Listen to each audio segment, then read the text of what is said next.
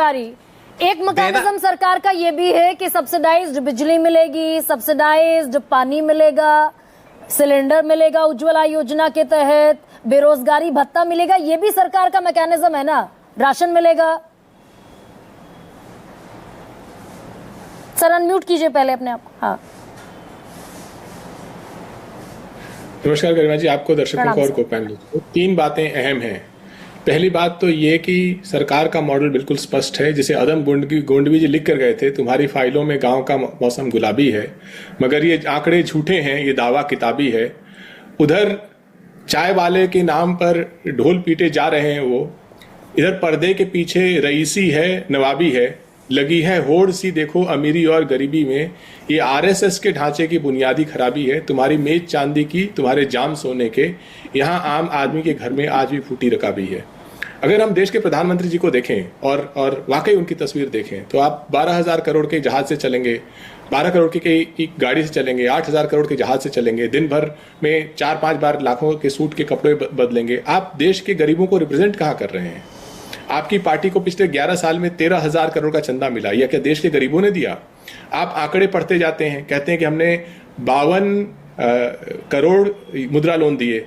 52 करोड़ मुद्रा लोन होने का मतलब है कि देश में जो 26 करोड़ परिवार हैं, आपने हर परिवार में 2 मुद्रा लोन दिए। आपके दर्शक बैठे हुए हैं, वो अपने आसपास देखें कि वो एक भी परिवार को जानते हैं जहां पर 2 मुद्रा लोन दिए गए हों। जहां पर प्रधानमंत्री ने एक मॉडल बना रखा है कि टीवी पर हमेशा जो चर्चा होगी वो हिंदू मुसलमान नफरत की चर्चा होगी।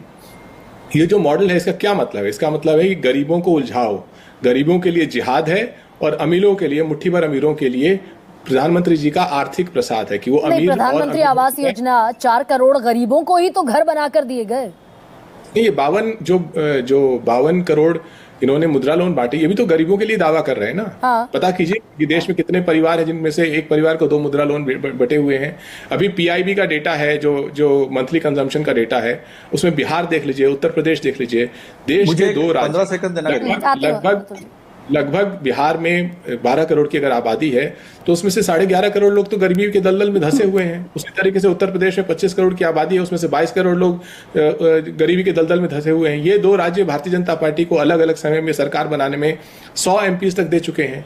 जिन राज्यों से उनकी सरकार बनती है, जिस राज्य की बुनियाद पर मोदी जी 8,000 करोड़ के जहाज में, लाखों के सूट में, 12 करोड़ की गाड़ी में घूम रहे हैं और अडानी जी को दुनिया का सबसे अमीर इंसान बनाने की कोशिश कर रहे हैं, उन राज्यों के लोग गरीबी में धंसे हुए हैं। और भारतीय जनता पार्टी में इतनी हिम्मत नहीं है कि जब उनके मंत्री ने एक बयान दिया तो अपने एक प्रवक्ता को भेज करके उस बयान के बारे में कुछ जिक्र भी करते।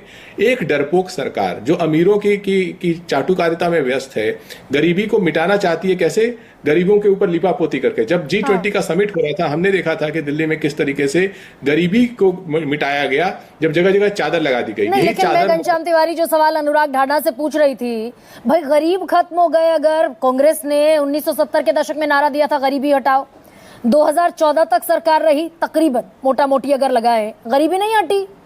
2014 से लेकर 2025 तक मौजूदा सरकार कह रही है गरीब हट गए, गरीब हट गए, गरीब हट गए, गरीबी नहीं हटी। लेकिन तो गरीब अगर हट गए तो ये पॉलिटिक्स का पेच धुरी खत्म हो जाएगी ना। नहीं, मैं आपको व्यक्तिगत उदाहरण देता हूँ। मेरे पिताजी वायु सैनिक थे, एयरमैन थे। 4-5 हजार रुपए की नौकरी से हम लोग केंद्रीय विद्यालय में पढ़े और हमारी गरीबी हटी। इस सरकार ने उन लोगों को क्या बनाया? अग्निवीर बना दिया।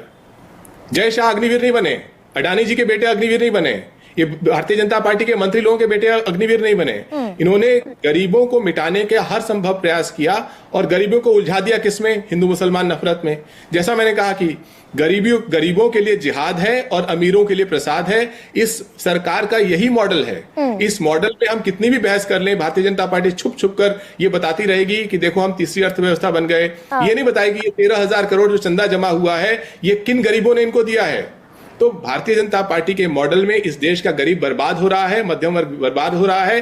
कोई भी आंकड़ा इस सच को छुपा नहीं सकता है।